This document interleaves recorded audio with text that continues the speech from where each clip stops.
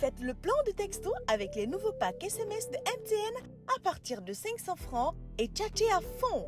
Tapez étoile 100, étoile 2, dièse.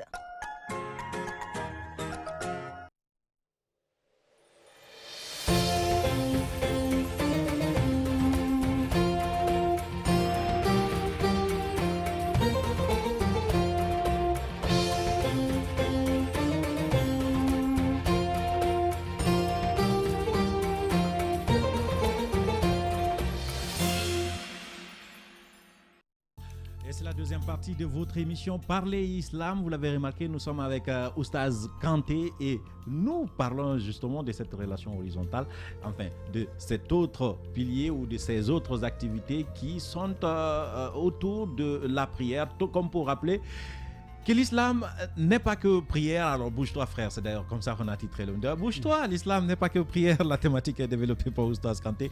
Et donc il est avec nous, c'est la deuxième partie. Et quand c'est la deuxième partie, vous savez, c'est une tradition. C'est votre partie, c'est vous qui posez des questions, vos inquiétudes. Et nous, on relève vos émissions ici à travers, enfin nous relayons vos questions dans ce studio à travers les numéros suivants sur lesquels vous pouvez nous appeler au 620 28 65 65 ou au 620 28 69 69. Je répète, 620 28 65 65 ou au 620 28 69 69. Et si vous êtes à l'étranger, écrivez-nous sur WhatsApp au 657 39 13 13, 657 39 13 13. D'ailleurs, si vous nous regardez à partir de la télé, vous pouvez effectivement voir ces numéros-là sur vos écrans. Oustaz, assalamu alaikum.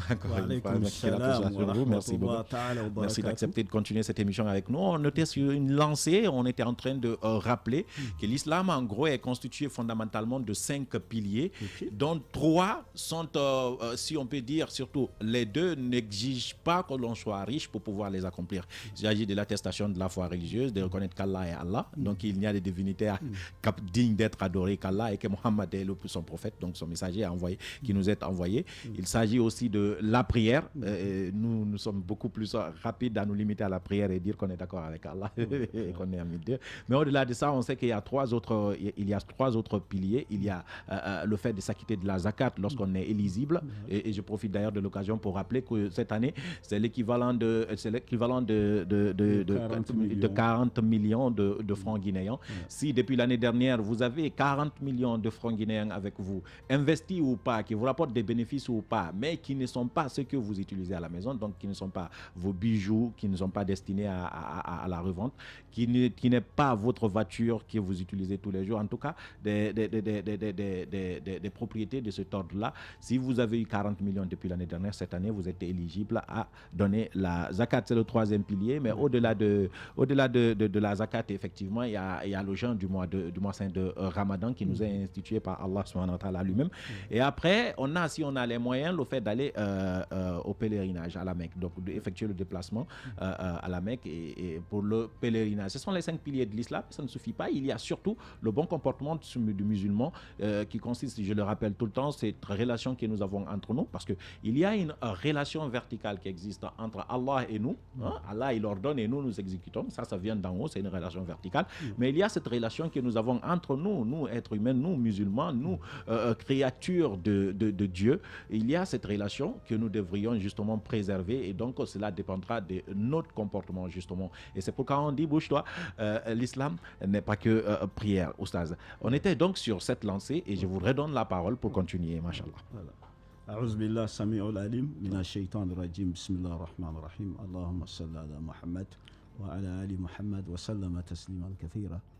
Et merci de m'avoir encore une fois l'opportunité de m'exprimer aux fidèles musulmans de Guinée sur la question du carême.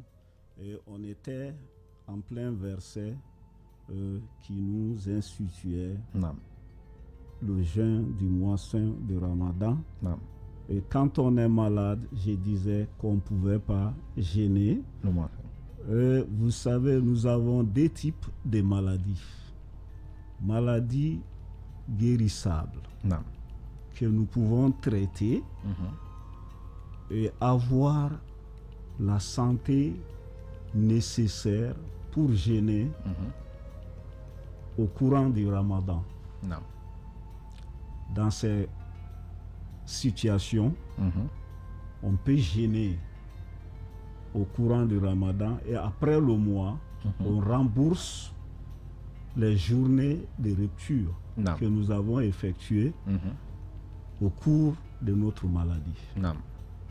Mais il y a d'autres situations de maladie que le malade même n'a pas espoir. Ça veut dire que le malade, il peut vivre longtemps avec sa maladie, mais il n'a pas espoir qu'il sera totalement guéri. Et l'islam, à l'entrée du jeu, on a dit que c'est une religion d'amnistie et de tolérance. De tolérance surtout. C'est vrai qu'il y a la pénitence, mais il y a la tolérance. Il y a la tolérance. Ces genres de malades peuvent manger et boire. Oui. Ils peuvent manger et boire et faire une aumône pour compenser leur carême. Donc ils ne sont pas obligés de payer après. Ils peuvent juste compenser par des l'aumône. Oui. Parce qu'ils n'ont pas espoir qu'un jour ils vont guérir. Voilà. Donc il n'y a pas de délai. Voilà. Il n'y a pas de délai. Non. Ok. Non. Et ces malades-là, selon les moyens, je dis bien selon les moyens, parce que les oulémas, il y en a qui ont seulement indiqué des choses symboliques, très très symboliques, pour que ces gens-là dédouanent les journées qu'ils ont rompues dans le mois saint du Ramadan. Et d'autres ont donné un peu plus ce qui est important. Par exemple, à partir d'1 kilo, on peut compenser une journée. 1 kilo de nourriture, 1 kilo de riz. Oui, 1 kilo de riz, 1 kilo de maïs. C'est-à-dire, concernant les trucs que vous mangez, vous pouvez donner à quelqu'un qui n'a pas de moyens. À partir du moment où toi, tu ne peux pas gêner, quand tu donnes le moyen à quelqu'un d'autre, à partir de votre moyen que celui-là gêne, tu as déjà la récompense du gêne. C'est un peu la sagesse de la chose. De la chose. On comprend parfaitement. Voilà. Donc on va aller puisqu'on reçoit des messages et c'est le moment justement des auditeurs. On va aller prendre quelques messages qu'on va vous poser sous forme de questions justement. Okay. Ça permettra à détailler ce que vous êtes en train de dire. Je prends ce premier message qui nous dit Salam alaikum. C'est Alpha Joe d'Angela, Mexico. Il nous souhaite bon Ramadan également. Monsieur Alpha Joe. Bonsoir Mohamed Ali, c'est AOB Dembélea. Je vous regarde depuis putain, machallah Alpha Joe. Merci beaucoup mon grand. Alors bonsoir Mohamed Ali, c'est Baldé Mamadou Korka Taïbata depuis la Côte d'Ivoire. Je vous souhaite une très bonne journée de Ramadan. On vous souhaite également une très bonne journée de Ramadan. Machallah, on continue donc. Assalamu alaikum, je vous salue depuis la Côte d'Ivoire. Je vais que vous continuiez cette émission parce qu'on est fiers de vous. Pardon, je vous en prie, signez Madame Baldé. D'accord. Assalamu alaikum, votre final concours signé. Votre finale du concours, c'est quel jour? Oui, ça va continuer les jeudis et les vendredis. Le concours, c'est les jeudis et les vendredis, chers amis. Alors, bonsoir Espace TV, c'est Mamadou Selou depuis Douala. Oui, l'entraide existe aussi en islam. L'entraide est la bonne collaboration des personnes. C'est comme la bonté et la charité. Ce sont des qualités qui embellissent la vie personnelle et celle d'autres. Celle des autres. Être charitable, c'est montrer aux autres qu'on les aime. C'est trouver la parole de consolation qui apaise. Si vous avez beaucoup donné, beaucoup si vous avez peu donné, mais peu que ça soit bon du cœur. D'accord, on a compris le message, c'est passé. On continue donc cette émission. Bonsoir Mohamed Ali, c'est Mamadouma Djoukoubi Diallo depuis Malabo en Guinée équatoriale. Je vais savoir si par exemple sur moi j'ai perdu tous mes parents alors que lorsque j'étais petit, comment je vais faire pour les récompenser, pour les rendre heureux. Alors celui-ci il nous pose la question. Je pense que quand on parle de bouche-toi, l'islam n'est pas que prière, c'est l'une des choses. Il dit qu'il a perdu ses parents depuis tout petit. Il a grandi maintenant. Comment il peut les récompenser, comment il peut les rendre heureux de là où ils sont? C'est la question qu'il vous pose, Oustaz. C'est aussi simple. Non. Un peu se référer au prophète Mohammed alayhi salatu wa salam. Il nous a dit dans l'un de ses hadiths que Iza mata ibn Adam inqata a'maluhu illa min salasa. Waladun salihun yad'u lahu sadaqatun jariyatun aw ilmun yuntafa'u bih. que quand quelqu'un tirait sa révérence, il a 3 possibilités d'avoir, c'est-à-dire le salaire divin. Naam. Il a 3 possibilités. Mhm. La première, Mhm. c'est un bon fils, Naam. c'est-à-dire un fils bien éduqué Mhm. qui prie pour lui. Mhm. Chaque fois quand vous implorez la grâce d'Allah pour votre défunt, Oui. c'est comme si vous l'aviez fait du bien Naam. ici-bas. Naam. Mais c'est dans l'autre monde qu'il va le Il recevoir. va le recevoir. Naam. Ça, c'est la première. Priez d'abord pour lui. Priez pour les parents. Priez pour les parents. Naam. D'autres choses importantes pour les défunts, Mhm. c'est, comment on appelle ça? Sacrifice périn. Naam. Sacrifice périn, sadaqatu jariya. C'est-à-dire, c'est des sacrifices dont les récompenses ne sont jamais interrompues. C'est-à-dire, la récompense continue. C'est continuel, c'est perpétuel. Naam. Mais comment le faire? Parce que quand on dit dans nos sociétés traditionnelles qui font des aumônes de façon très archaïque, Naam. c'est des aumônes qui seront exaucées. Mais le salaire n'est pas périn. Ok. Naam. Le sacrifice périn, c'est quelqu'un qui a fait un puits, par exemple, et chaque fois quand les gens puisent de l'eau, il avait déjà l'intention. Il a incarné l'intention afin que le salaire trouve sa mère dans la tombe ou son père dans la tombe. Naam. Chaque fois quand les gens puisent de l'eau, la récompense est directement dirigée vers le défunt. Vers le défunt. Naam. Ça, c'est ça le sacrifice périn. Le sacrifice périn. Naam. Quelqu'un qui a sémé une arbre, Naam. chaque fois quand les gens viennent s'asseoir à l'ombre Oui. ou bien cueillir les fruits, Naam. manger ou donner à autrui, Naam. le salaire est dirigé vers le défunt. Vers le défunt. Mais chez nous, on ne pense pas au sacrifice périn. Périn. On juste pense à un bœuf on va immoler le On va jour immoler du le décès jour du décès. Naam. Oui. et préparer, les gens mangent, alors que nous avons nos mosquées qui ne sont pas bien entretenues. Je suis d'accord. Je suis d'accord. Donc notre auditeur, il sait déjà ce qu'il doit faire. J'espère qu'il sera satisfait de cette réponse et lui aussi. Bonsoir, c'est Diallo Ahmed Djoulde depuis Douala au Cameroun. Définition de l'islam. L'islam est l'unicité d'Allah et obéissance à Allah et délaisser tout ce qui contredit les ordres. Oui, merci beaucoup pour la définition. On continue donc avec nos SMS. Bonsoir espace, moi c'est Omar Teli Diallo depuis Dakar. Ma question est de savoir, est-ce que le nafila est obligatoire? Est-ce que les prières surrogatoires sont obligatoires? Ça revient tout le temps, Oui. ces questions-là.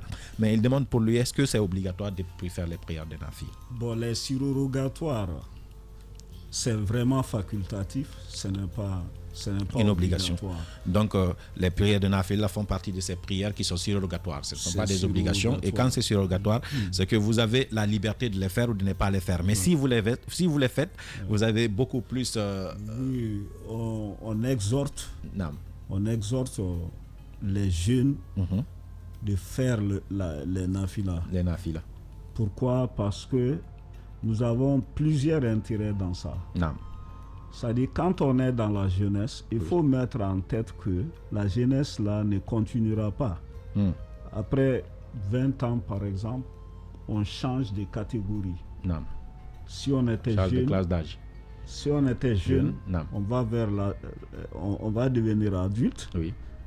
Si on est adulte, on est à 3e âge. Oui. Et généralement, en 3e âge, on n'est pas capable de gêner. Oui. La force physique nous manque. La force physique, la santé nous manque. Justement. Non. Donc, C'est c'est ça. Salam alaikum à notre oustaz. J'ai une question. Quelle est la distance que Dieu nous oblige à couper le carême quand on est en voyage ou qu'on paye par un autre jour? C'est Abdoulaye Fitaba depuis Luanda, en Angola. Voilà, bon. Et En se référant au Saint-Coran, Naam.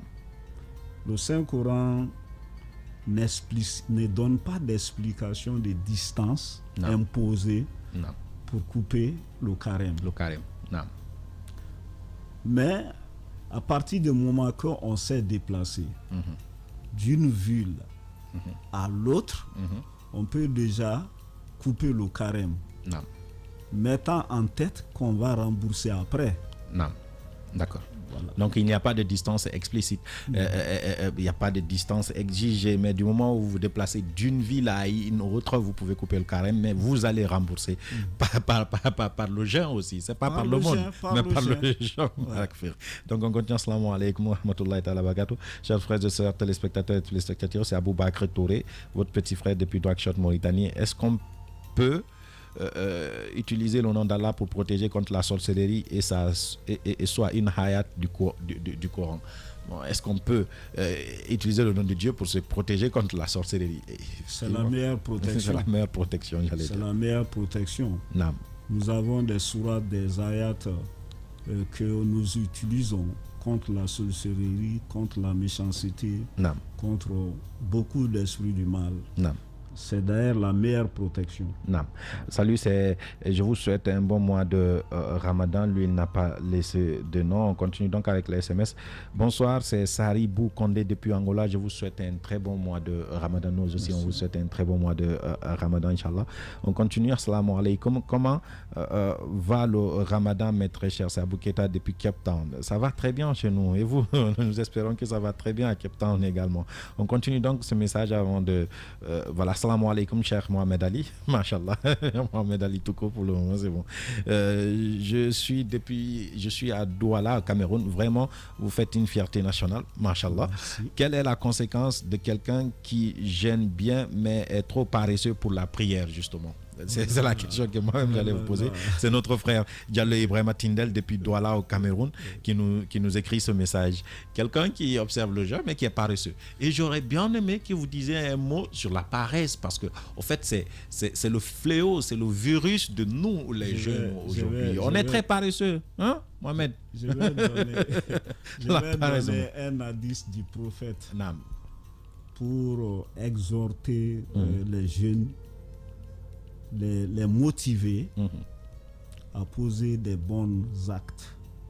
Le prophète, paix et salut sur lui, nous a enseigné dans l'un de ses hadiths que ni'matani maghboun fihima kathir as-siha wal faragh.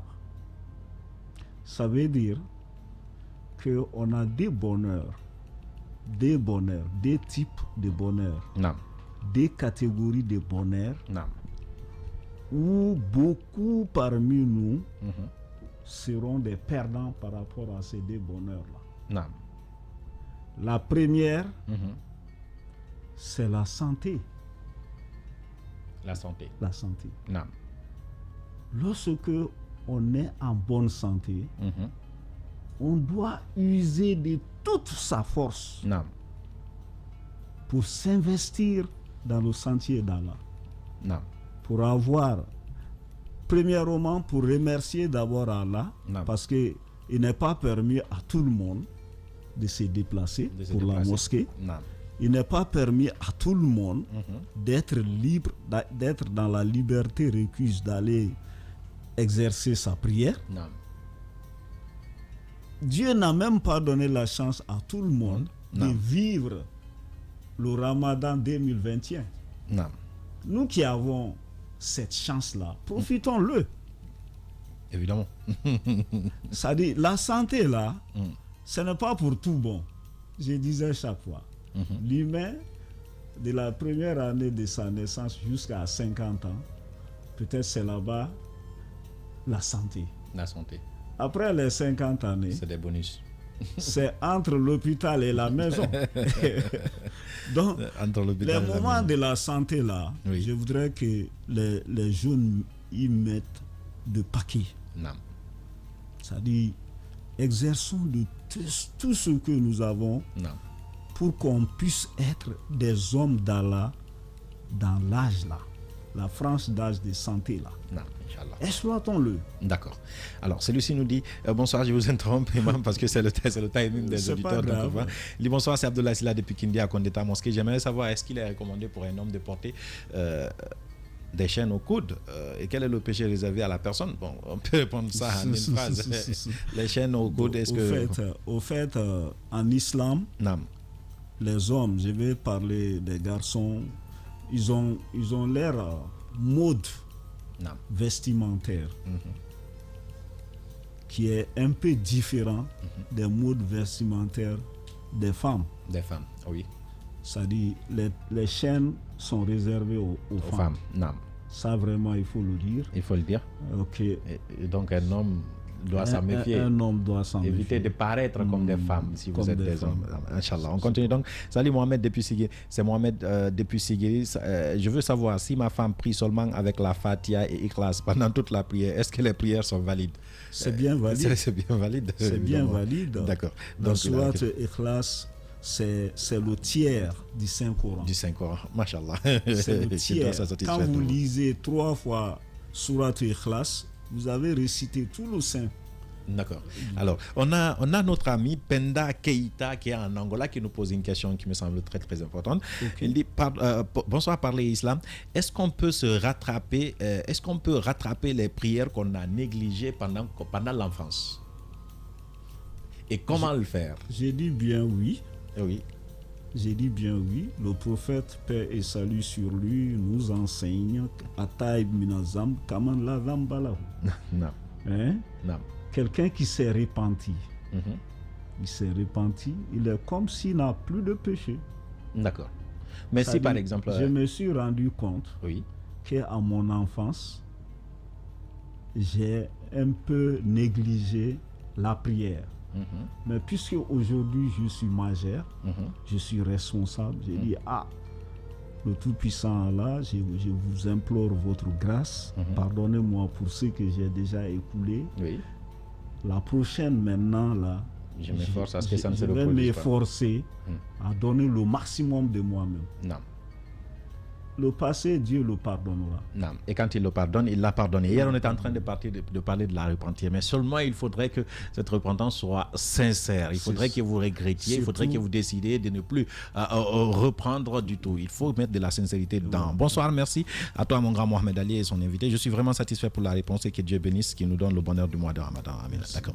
17h25 sur Espace TV et Espace Radio. Ce que nous allons faire, c'est de prendre une dernière pause pour l'écran publicitaire et on se retrouve juste derrière pour vos dernières questions sur le sujet, machallah.